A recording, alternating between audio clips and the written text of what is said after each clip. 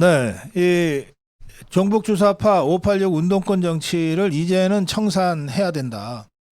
우리가 어지러 놓은 쓰레기 우리가 치우고 가자.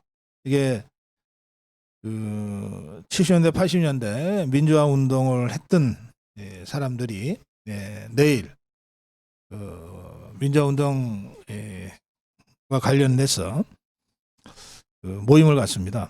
네, 민주화 동지회 발개인 대회인데요. 이 민주화 동지회를 주도하고 있는 주대환 위원장 모시겠습니다. 네, 위원장님 어서 오세요. 오랜만입니다. 네, 오랜만입니다. 네. 네. 그래요. 우리 저 옛날에 민주화 운동할 때 더러 같이 하기도 하고 그랬는데 지금 다시 만나게 됐네요. 예. 예. 우선 지금 내일 민주화 동지회 발기인 대회를 10시에 그 대한 성공회 광화문에 네. 거기서 6월 민주 항쟁 진원지 기념비 앞에서 하겠다고 이제 밝혀 주셨는데 민주화 동지회 왜 시작하시려고요? 저희가 민주화 운동 할 때 네. 이런 나라, 이런 세상을 만들려고 했던 게 아닌 것 같습니다. 네. 지금의 이 현실을 보면 네. 우리 아들 세대, 우리 손자 세대들에게 너무 미안하고 그래서 뭔가 우리가 잘못한 게 있으면 지금 고백하고 또 그 다음 세대에게 사죄하고 참회하고 또 종교적 용어이겠습니다만 회개를 하고 네 그렇게 하자는 것이 저희들 생각입니다. 뭐가 그렇게 잘못됐고 미안하세요? 글쎄 그러니까 그 물론 뭐 변명이야 충분히 가능하겠죠. 그 시대가 그랬으니까요. 네. 그래서 뭐 민주화 운동을 한다고 저희들이 막 했습니다만 그게 많은 오바 또 뭐 어떤 그 오류 또 지나침 잘못된 이런 것들이 많이 있었습니다. 네. 특히 그 잘못된 역사관 대한민국 관, 세계관 이런 것들이 아주 잘못됐던 것 같고요. 네. 또 심지어는 민주주의에 대해서도 저희가 잘 몰랐던 것 같습니다. 예, 민주주의는 나하고 생각이 다른 사람을 인정하고 그와 함께 공존하고 함께 협력하는 것이 민주주의일 텐데 저희는 상대를 나하고 생각이 조금만 다르면 친일파다, 또 군부 독재의 뭐 하수인이다, 변절자다 뭐 이런 식으로 규정하기에 익숙한 것 같습니다. 그래서 그런 문화, 습속 이런 모든 것들이 이제 버려야 된다. 혹시 그런 것들이 다음 세대에 이렇게 전염 전파될 될까 싶어서 참 겁난다 이런 생각입니다. 네. 지금 586 종북 주사파 네. 이 세력들 아직도 미몽에서 깨어나지 못하고 자신들만 유일하게 옳다고 주장하는 자들이 현실적으로 문재인 정부에서는 정말 정권의 핵심이었고 또 지금 그렇습니다. 더불어민주당의 주류 세력이고 그렇잖아요. 네네. 이 자들을 보시면은 어떤 생각이 드세요? 그러니까 이제 고 박사 잘 아시지만 5.18 이후에 정말 민주화 운동이 굉장히 한쪽 방향으로 아주 이렇게 극단적인 방향으로 갔습니다.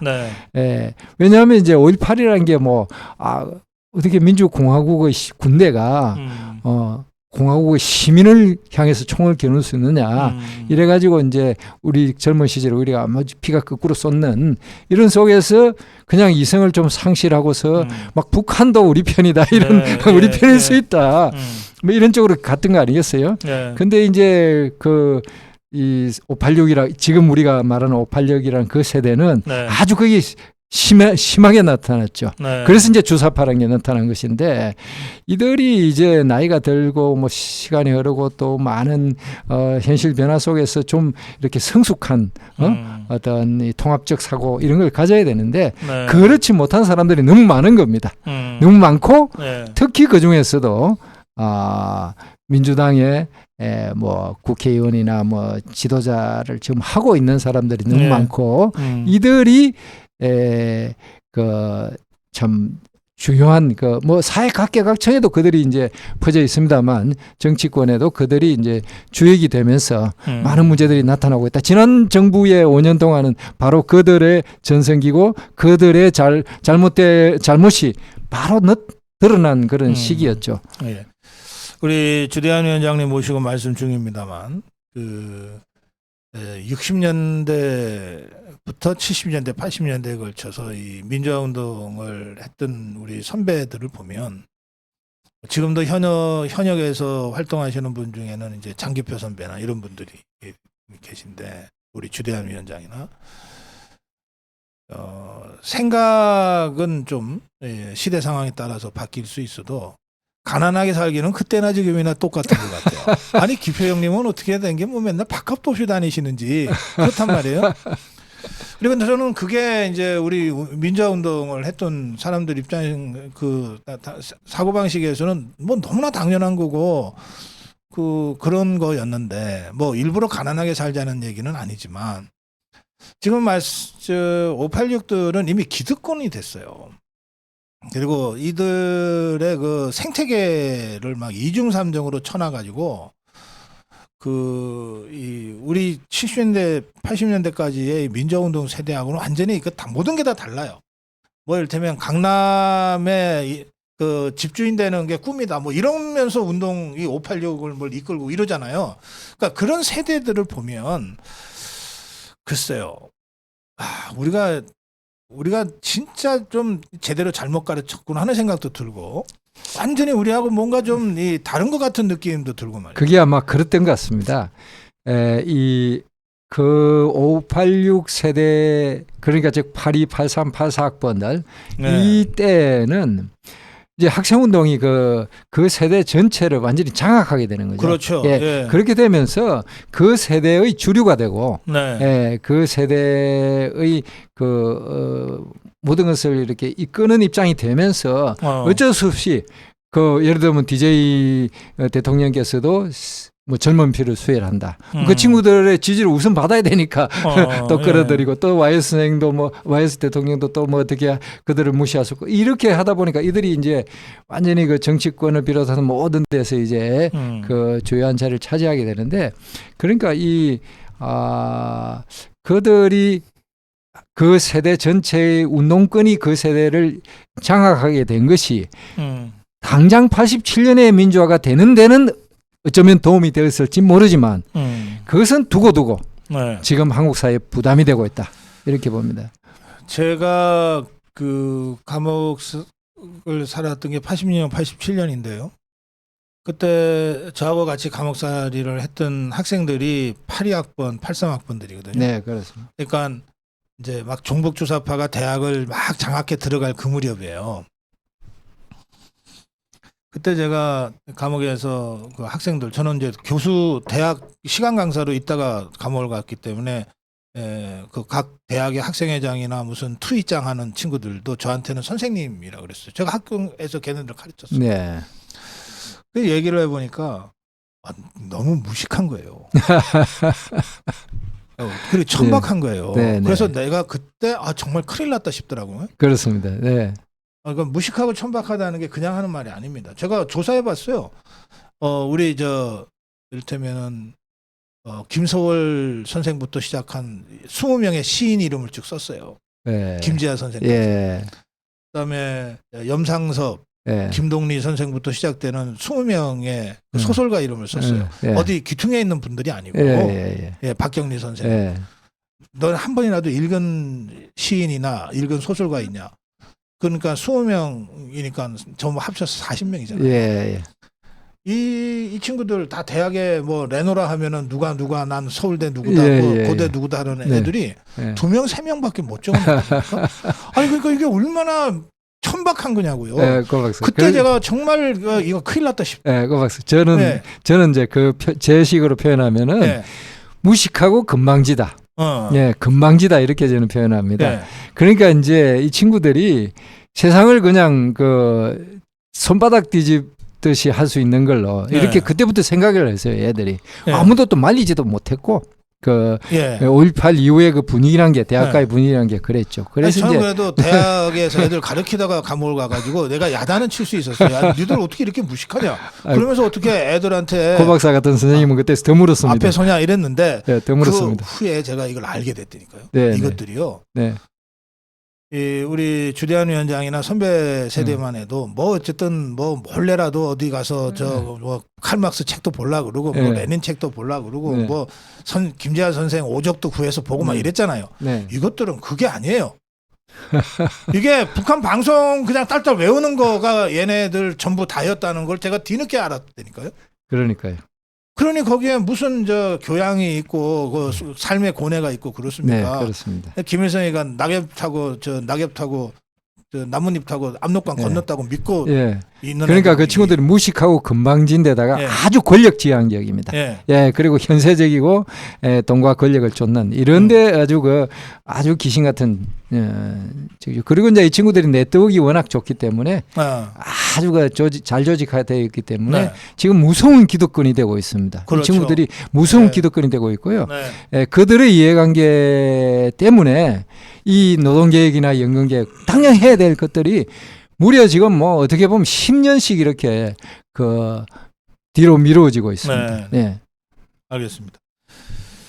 앞으로 그래서 우리가 싸질러 놓은 거 우리가 정리하고 가자. 이거 정말 나라가 큰일 나겠다 싶어서 70년대, 80년대, 60년대 민주화 운동을 했던 분들이 다시 모여서 네. 이제 동제를 결성하겠다고 지금 네. 밝힌 건데요. 네. 앞으로 어떤 활동을 할 생각? 네네. 저희는 사실 이런 계획을 밝히고 나서 언론에서나 네. 이렇게 국민들이 너무 많은 관심을 보여주셔서 네. 좀 상당히 당황스럽습니다. 저들은 굉장히 저희들의 잘못을 네. 고백하고 이런 어떤 소박한 마음으로 시작했는데 네.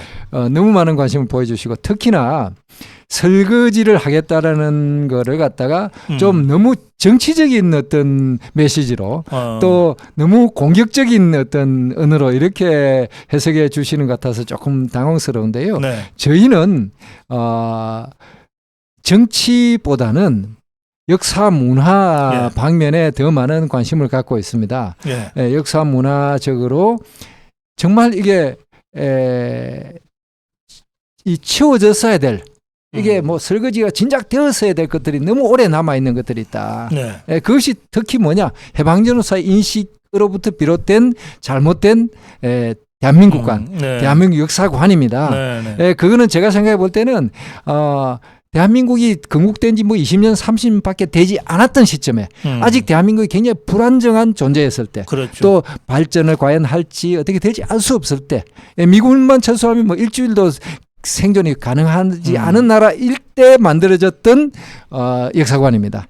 그 역사관에서는 대한민국은 별로 중요하지 않습니다. 그래서 네. 민족의 역사를 이제 주로 우리가 배웠죠. 그런데 이제 대한민국이 75년이 지나면서 정말 세계적인 나라가 되었습니다. 기적의 어떤 성공 국가가 되었죠. 그래서 대한민국이 어떤 유전자를 갖고 태어난 나라인가? 네.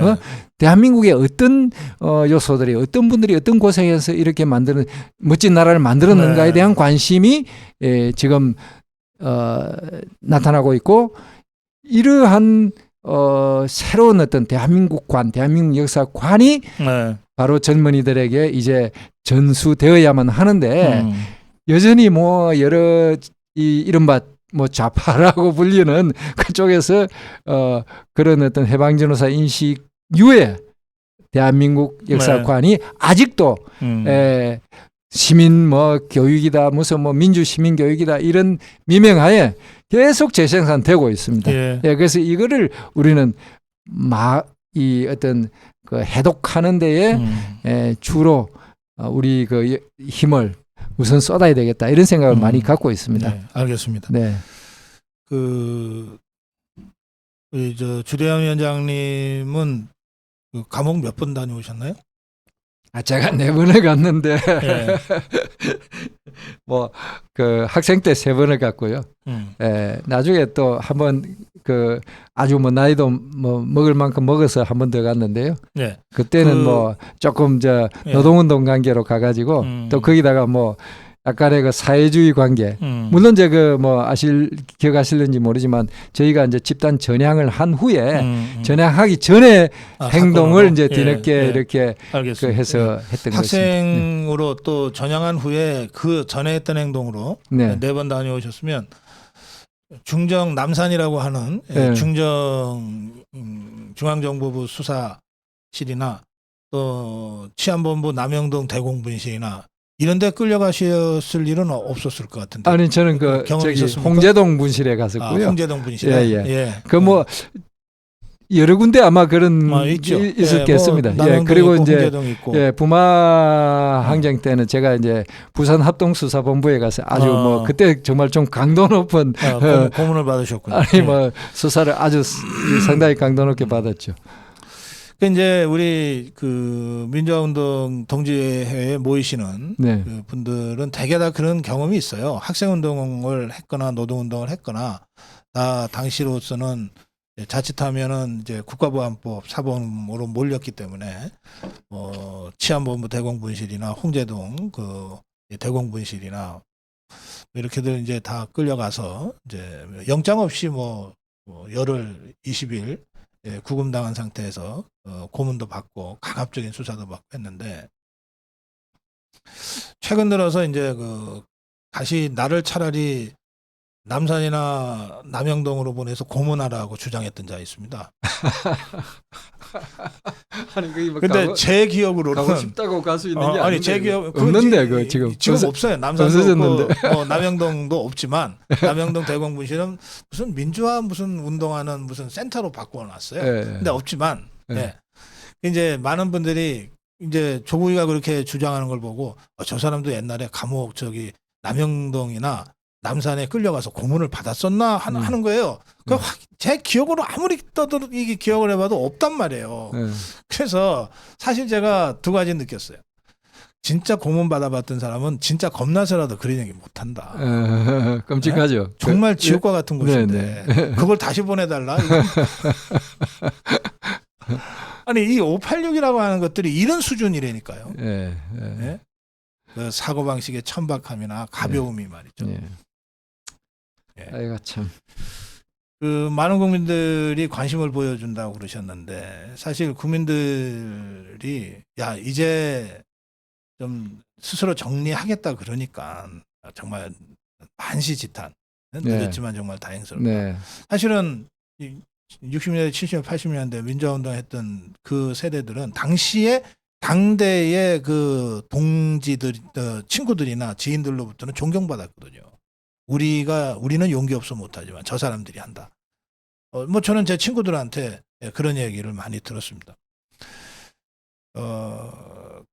그런데 이 586과 같은 이 이상한 별종들이 나타나서 지금 이 나라를 뒤흔들고 있는 이 상황에 대해서 뭔가 좀 한마디는 하긴 해야 되겠는데 라고 하는 생각들을 하던 차에 지금 우리 몇 사람이 사실 진짜 용기 있게 나서신 거고. 많은 분들이 아마 그런 뜻에서 격려해 주시고 또 동참을 밝혀 주시는 것 같습니다. 네. 그리고 이제 말씀하시죠. 저희는 어디까지나 우리도 책임이 크다.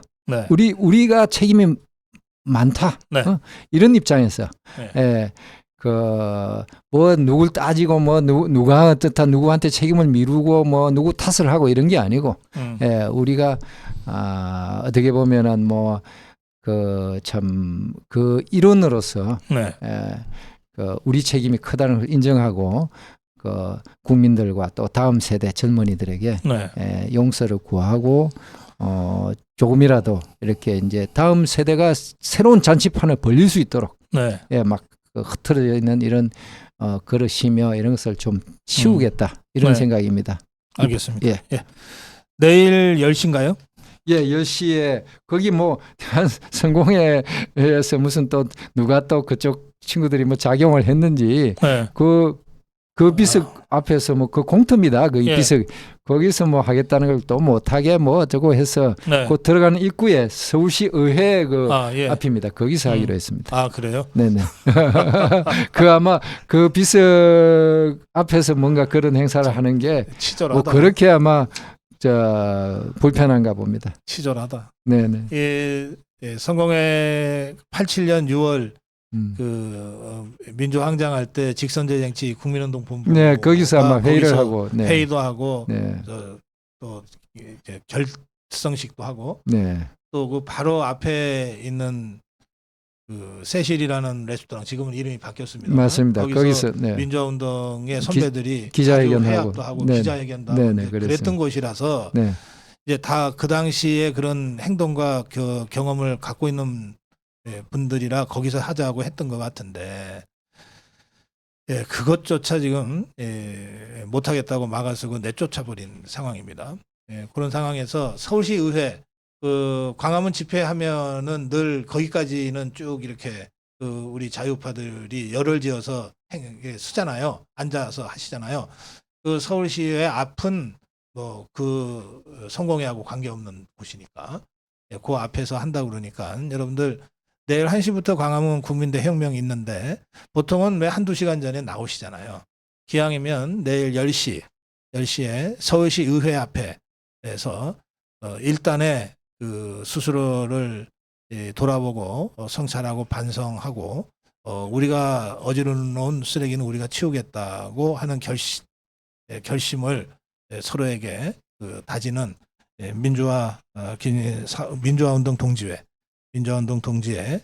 결성식이 내일 10시부터 있으니까요.